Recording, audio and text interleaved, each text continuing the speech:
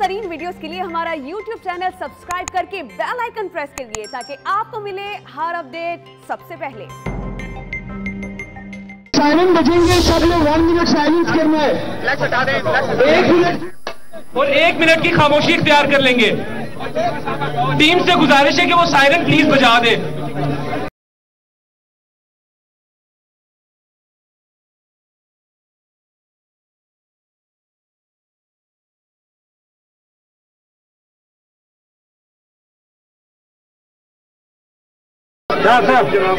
वालेकुम सलाम।